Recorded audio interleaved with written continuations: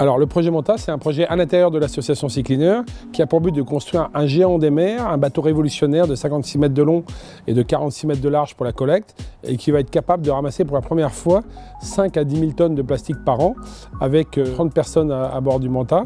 Et surtout, on a réussi à trouver une solution pour que à la fois le bateau soit autonome en termes d'énergie à 75% pour dépenser très peu de gasoil et de kérosène. Et d'un autre côté, on a réussi à trouver depuis 2 ans des solutions pour pouvoir vraiment traiter le déchet directement à bord et pouvoir après mettre ce plastique dans une pyrolyse qui est en fait une vis sans fin qui fait chauffer à haute température en gros le plastique et après ça arrive dans une chambre de combustion, ça fait chauffer un fluide et le fluide va détendre en fait une turbine qui elle-même va entraîner un alternateur qui va fabriquer de l'électricité pour le bateau. Donc c'est assez magique et vertueux comme système. Donc on a de l'énergie qui arrive du plastique qu'on ramasse, on a de l'énergie des panneaux solaires, du vent parce que c'est un bateau à voile, des hydrogènes, des éoliennes. Et donc on a un bateau finalement qui est relativement écolo et autonome et qui peut aller sur toutes les zones les plus contaminées sur la planète. Moi, j'ai eu cette chance, petit, entre l'âge de 8 et 12 ans, de faire le tour du monde avec mes parents et de constater que les océans étaient parfaitement propres au début des années 80.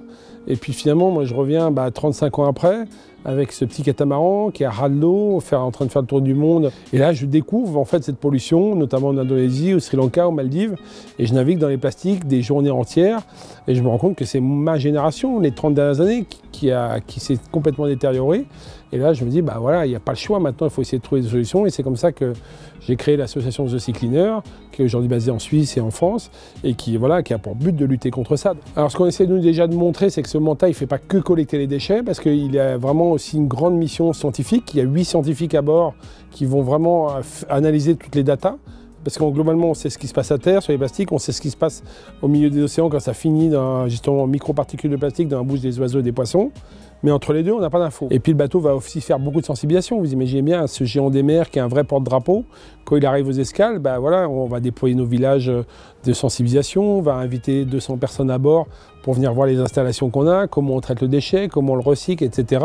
Et donc tout ça, ça va forcément donner du sens, avoir de la répercussion auprès des politiques, auprès des décideurs. On voudrait vraiment lancer la construction du bateau en 2022, avec une construction européenne, et puis en mise à l'eau en 2024 pour le premier Manta, en espérant qu'à partir de 2026, on revienne avec des chiffres, des datas précis sur le bateau, que ça puisse vraiment déclencher la construction de quelques centaines de Manta, et aussi quelques milliers de Mobula, parce qu'on a inventé des petits bateaux plus petits de 8 et 10 mètres, qui sont eux-mêmes sur le Manta, et qui peuvent aussi, eux, prendre le relais quand on est aux escales pour collecter dans les ports, les rivières, les fleuves. Le Manta, il est arrivé à la fin de sa deuxième phase, c'est-à-dire qu'aujourd'hui, on a un dossier qui est prêt pour consulter les chantiers navals.